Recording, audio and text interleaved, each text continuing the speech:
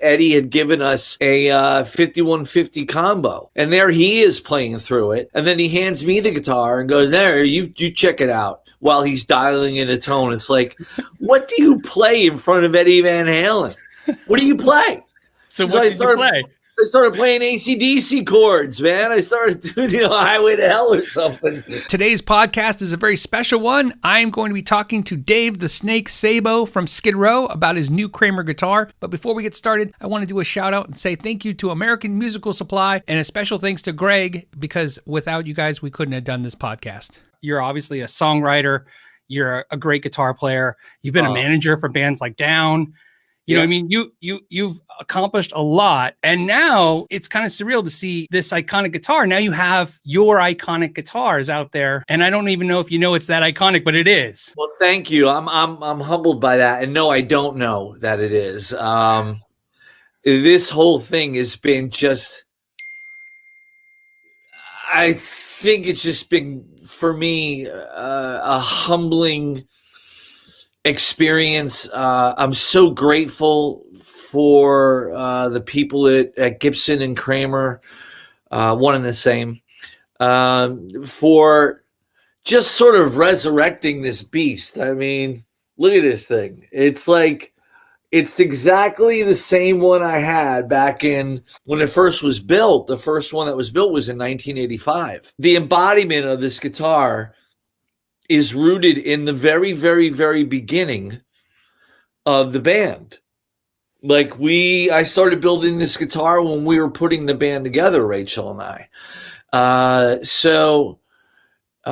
When I got this, and this is the prototype, and the first time I played the prototype was at a show. Like, I got it 2 days before a show, and I went out and played it for the first time in front of an audience, not even setting it up. I just pulled it out of the box, played it, and I was like, this thing's great. And then went in front of an audience. And so everyone in the band came up to me. Well, Rachel and Scotty came up to me, and they're like, it brings back so many memories of seeing you with that guitar, and just all the miles and all the smiles, if you will, that we've had together. And so the fact that they thought highly enough of me, the Kramer people, it just means the world to me. I have never had a signature guitar per se. And I never sought one out.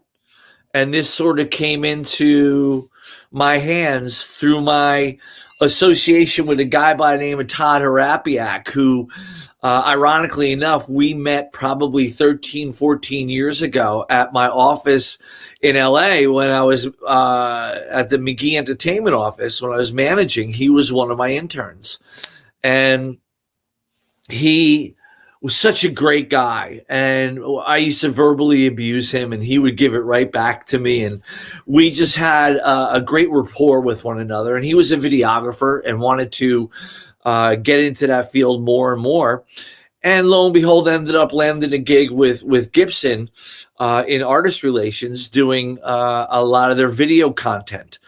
And so I saw online, and I'm not online that often, but I saw online Dave Rude from Tesla was talking about his Epiphone, his white Epiphone. And in that, he thanked Todd. And I'm like, I wonder if that's the same Todd. It's got to be. And so I reached out to Todd. And I go, is this, I'm like, butt face, is this still you? And he's like, yeah. And he goes, when are we going to do the Snake signature guitar?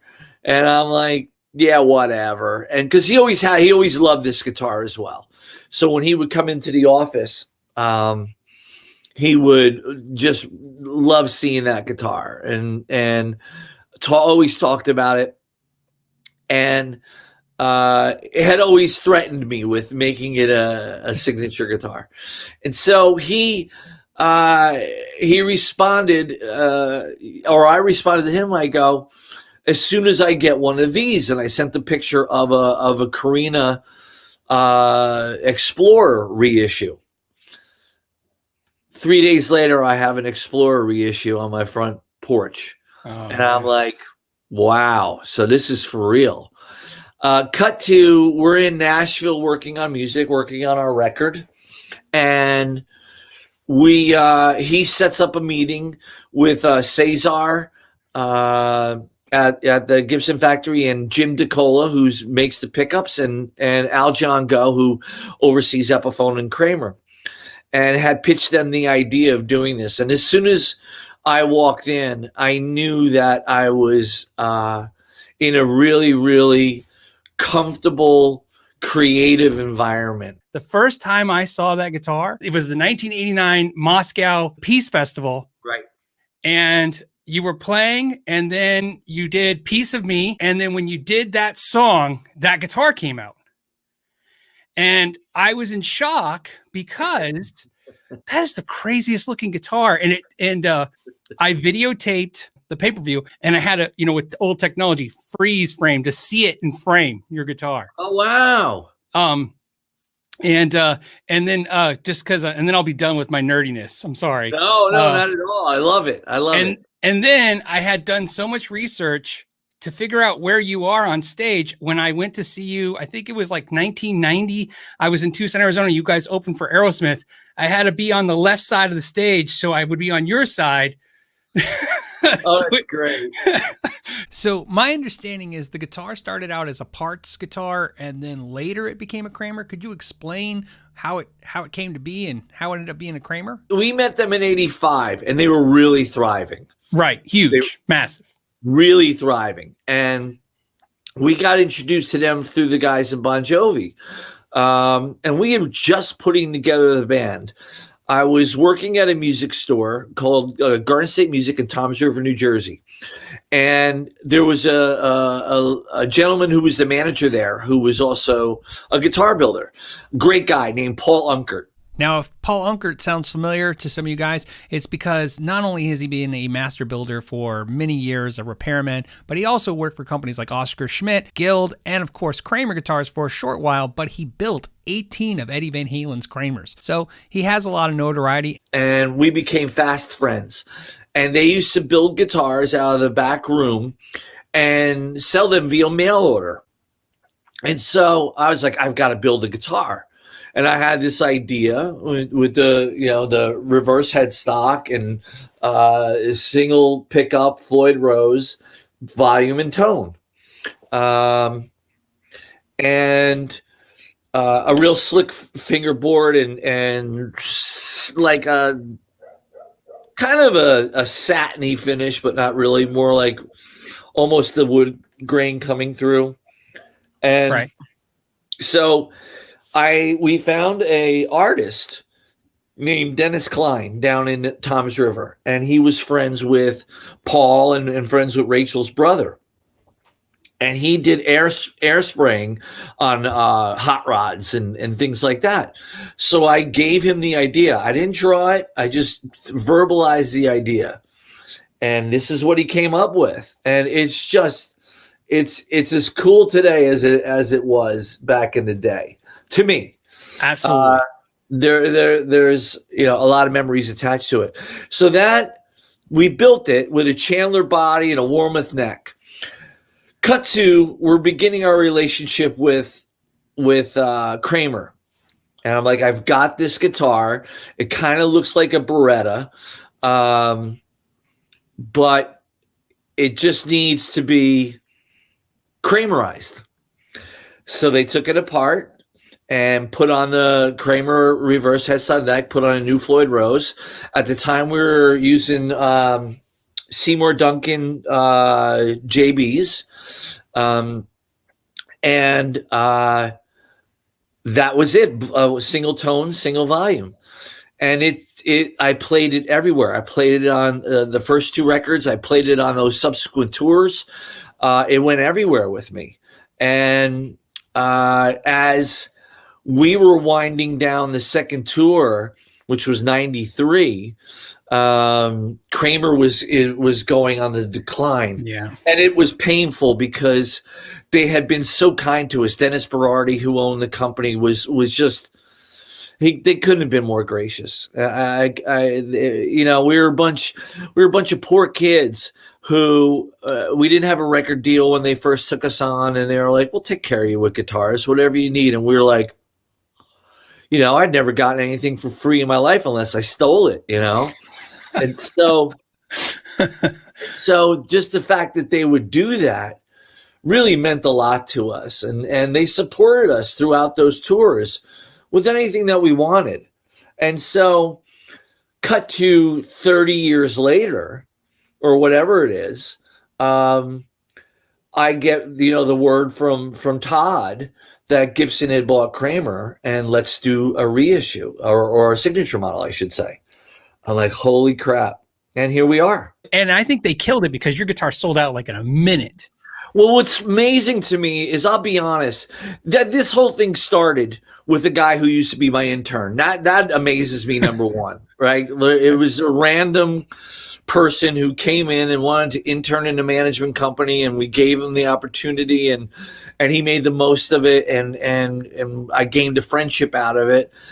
And cut to so many years later, the idea still stuck with him for all those years. And then was able to push it through. And I mean, Cesar and Aljon and Jim couldn't have been more receptive to it. Like Cesar, I thank him up and down for doing this. And he's like, this is a passion project for me. And I saw you in Argentina in '92. And, it's like, this is something that I'm passionate about. I'm like, wow. And it's very grounding to know that you're part of something that touched somebody so far away. Like, stuff that we've created has been able to permeate someone's emotional consciousness in Argentina. Like, I've been doing this for a long time. I've been touring for 32, 33 years. And that aspect of it never gets lost on me, ever. It's truly a special thing, and I've never taken it for granted. And it's amazing what can come out of these interactions, just from a stage to audience standpoint. And it just blows my mind. Guy sees me in Argentina at a show. Years later, he's the CMO of Gibson and Epiphone and Kramer, and they're doing, my own guitar. I'm like, holy crap. When I started playing guitar was 88. That's when I picked up a guitar and started playing. And 88's a crazy year, as you know. It's really like the quote unquote the death of metal. You know what I mean? It's when you were playing your guitar and nobody was listening to metal. and what's funny was, I'm playing, I'm learning stuff, I'm learning Skid Row songs, and then you guys are just killing it. Slave to the Grind becomes like the highest, number one, I think first number one band out, a rock band album of like all time, right? Well, the first hard rock metal band to debut at number one. Right. But that's an impressive statement. What's more impressive is, being honest, is at that time, that was almost undoable when it was in the biggest part of its heyday, which is the late 70s, early 80s, right? Mid 80s. So the fact that you were still touching, and I have to take some credit. Here's why I get credit for that. I had to buy both of your Slave to the Grind albums. I had to get the uncensored version and the censored version so I had both tracks. Right. So I had the Get the F Out, and then I had Beggar's Day. I had to have both, right? Oh, that's funny. So, which was really hard at the time, as you could probably imagine, to track that down. The original, the first, and I think the first press came out and it had the Get the F Out, right?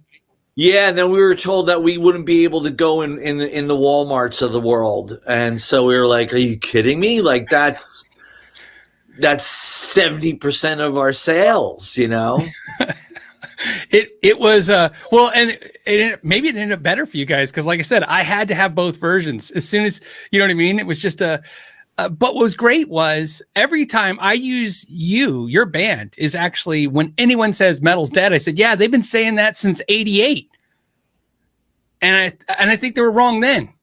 Yeah, you cannot kill it. It'll never die. It'll wane in popularity, if you will, and it'll reinvent itself.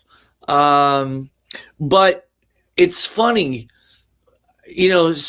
however many years later it's been, people still talk about those records to me as if they just listened to them. And I go, wow, that's like, again, all I ever wanted to do was to be able to express myself on guitar with a group of like-minded individuals. I found a great writing partner in Rachel Bolan. So we were able to do things that the other guy couldn't do. That's how we forged such a great partnership and friendship.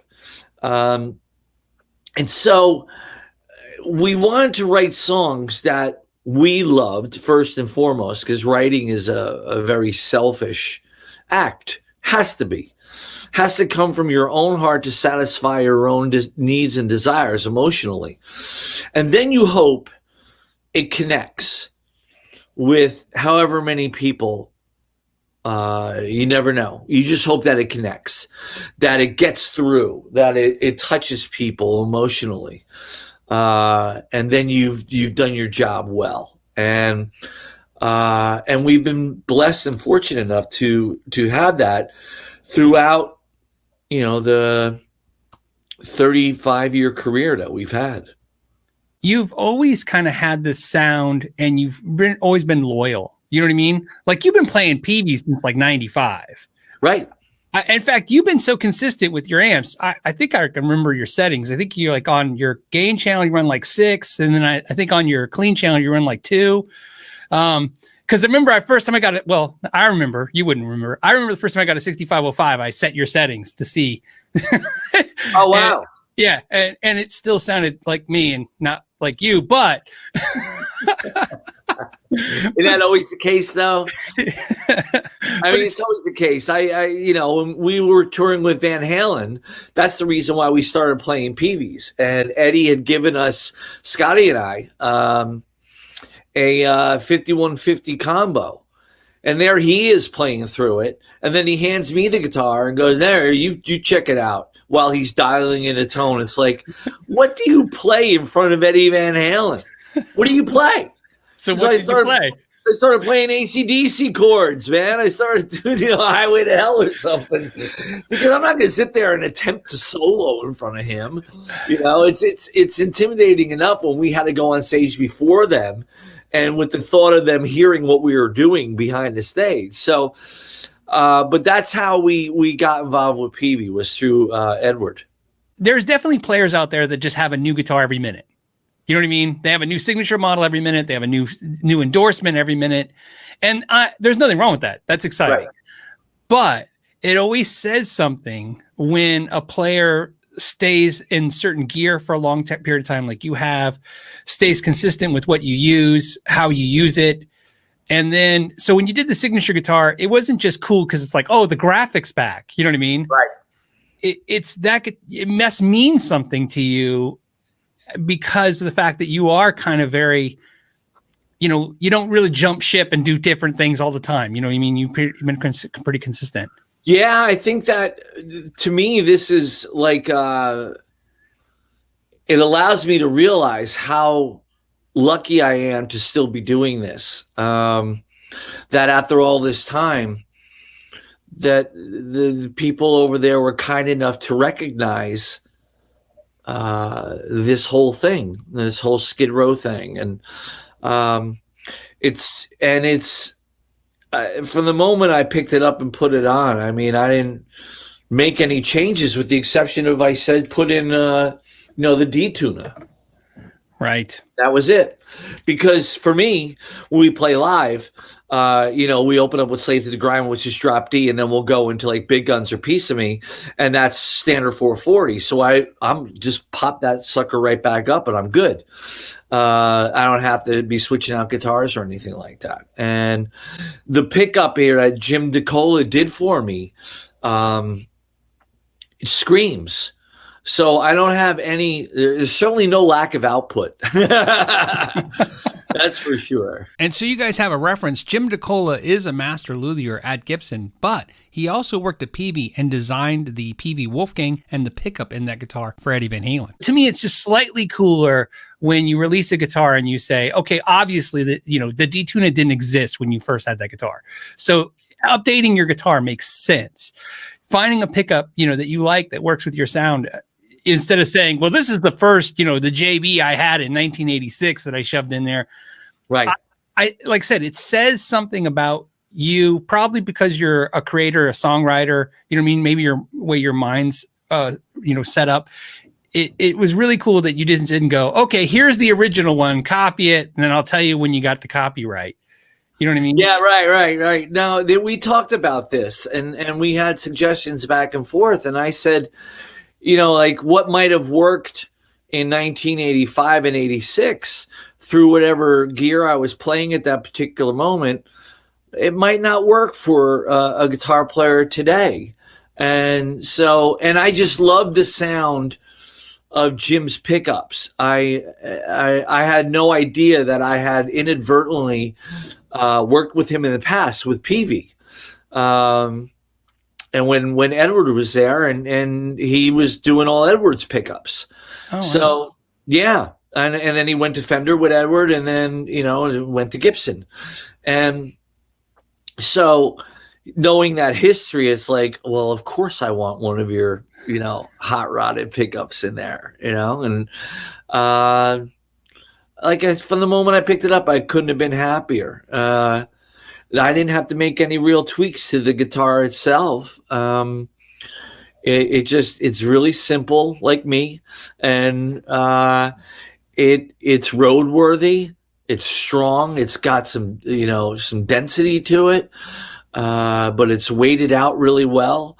And I think that from a price point standpoint, it's also it's a good value. Absolutely. Yeah. And you know what? It's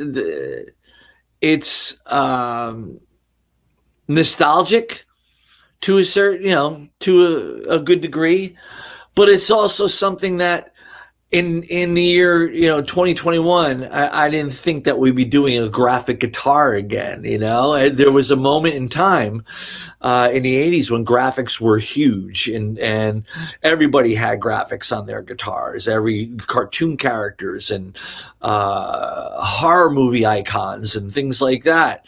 And then it stopped. It got old, which I understood. And then, people go through phases and stuff like that. But just the fact that they wanted to do that and do this in this day and age is really something. I think it's because they actually get it. Obviously, we're all Eddie Van Halen fans. We all, who doesn't want like a broken mirror Paul Stanley guitar? You know what I mean? Oh my God, yeah. Right. I mean, everybody, those are to me, and they're great and they have to exist. You know what I mean? But to me, you have to be a actual connoisseur to some degree to know where the cool guitars throughout the history were. You know what I mean? At the times when they were. The reality is, your band is still an amazing band. Was an amazing band then, and so it's almost like the guitar is a recognition to you and to the band. You know what I mean? That's how I felt. I felt it was. Like I said earlier, like it's part of the beginning of the band. Like I said, this was first being put together when we were first putting together Skid Row, so it's synonymous with that period of time, and it brings me back to all those moments of, like I said, in the garage with propane heaters, and you're doing everything in your power to put together this band and to have it be successful and to get rejected so many times. And yet this thing is still there, it's still with me. And it's going through all of that with all of us. And it brings me back to that particular period of time. And then going on to, like you say, the Moscow Music Peace Festival. So you go from a garage in Toms River, New Jersey, to Lenin Stadium in Moscow. in front of 75,000 people. And it's like, wow, like, holy crap. So I got to ask, where is the original now? Where does it live? Oh, it's actually down in Nashville. I had it down there to give to the folks at Gibson so they could spec it out. Oh, cool. So it's still in Nashville. I haven't brought it home yet. You get nervous. Like, did he get rid of it? Did he say at some point, like, this guitar isn't, is it relevant? Because when you guys did like Subhuman Race, you obviously went for a darker sound, a darker thing. Right. I love that album, by the way. Thank you. And of course, that was a thing. We all know. We were all there at the same time, so we all know everybody was getting a little heavier, a little darker, and so that's why I'm glad to see you still have it. It didn't get like spray painted black. No, it means too much to me. It, like I said, it holds a special place in the history of my career as a guitar player and in the history of the band. So I could never part with that. It's awesome. So obviously, what are you guys doing right now? COVID, what's going on? Are you writing music, making albums? We're writing music via Zoom, here and there. Sometimes it's productive, sometimes it's not. You make the most with what you can, I guess. Rachel and I work best when we're in a room together, when it's just the two of us and we're just bouncing stuff back and forth. And so doing it via video is a challenge. It's one of those things too, like we've never been able to write on the road. It's always had to be in off the road and in someone's house or, something like that. A very controlled environment where no one's going to bother us and we just are left to work with each other face to face. And that's just the way we've always done it. That's how the band was started. So it's been a challenge that way. I think that these things, like this extended layoffs, it messes with your motivation. I'll go for a period of time where I'm on fire, and then all of a sudden I won't be. And the creativity just grounds to a screeching halt, and it's very frustrating. And at the same time, you're just trying to make sure that your family's safe and healthy, and that you're not putting anybody at risk. But yet, it's been almost a year since we played our last show. I've never had that long of a period of time between shows ever. So, we're all going through this together. I like to think that there's light at the end of the tunnel. We have shows on the books starting July, and we'll see if that happens, and hope so, Yeah. And if it does, great, as long as people are safe, as long as our crew is safe, and then I'm all for it. I just want people to wear masks. Yeah. It's been a tough thing. That's why I figure I had to ask. I think people watching, we're all musicians. There's a great saying that said that musicians by nature love to kind of be alone and practice to some degree. So at first, this wasn't really torture for a lot of musicians. Right. But like you said, the hiatus has been so long now. Every musician likes to be alone in practice so that they can eventually not and get out in front of people. You know what I mean? Yeah. Yeah. Like the whole thing for me is this is my creative outlet. Always has been since the moment I picked it up when I was like 14 and a half years old. And this has been the way I express myself. I haven't always been able to verbally express myself the way I would like. And this has been the tool that I use to get out what's going on inside me. And it's not like there's a lack of inspiration going on. It's just that when you're in this confined space and, there's this divisive nature going on, and you just hope in your heart that we could find unity through all this. That's the wonderment and the beauty of playing concerts for us, is that it's a communal event. there is no divisiveness. There is no red or blue or left or right. We're brothers and sisters celebrating life and celebrating music. Music is a great unifier, man. And so that's the thing about it, that connection with the audience and having that, those 2 hours to ourselves without the outside world banging on the door. That's I think that's what I miss the most. And like I said, I think that there's light at the end of the tunnel, and hopefully we'll get through this. It's obviously a lot slower than we had hoped, but it's getting better. Yeah. And we're in the middle of making a record. We're about halfway done with it, so we're gonna have to finish that up as soon as we can get our singer over here from England, which presents its own issues. But we'll make it through. We all will. So obviously, just because I'm curious, so obviously you're recording a certain way, because there's different ways to record. The bands like Dream Theater and Slipknot have made entire albums not even like being in the same rooms ever. So you can't do it. So that's why I can't do it. It's too. I mean, I guess we could if there was no other alternative.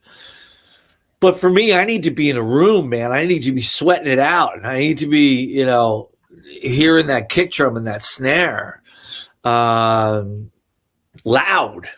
Like there's an energy that exists that I need to be a part of. I think we all do. I think that's how we thrive in that environment.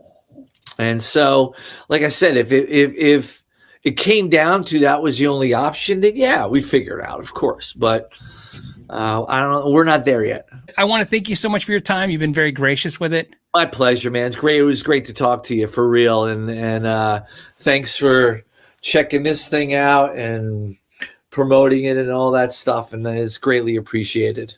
Oh, no, trust me. I'm excited. I let everybody know, of course, if they want to get one, they can get one from American Musical Supply. Because like I said, it was Greg at AMS who, like I said, hooked me up to Gibson to hook me up to you. It's very nice. But of course, and you got to pre-order those suckers because they're sold out. You guys nailed it.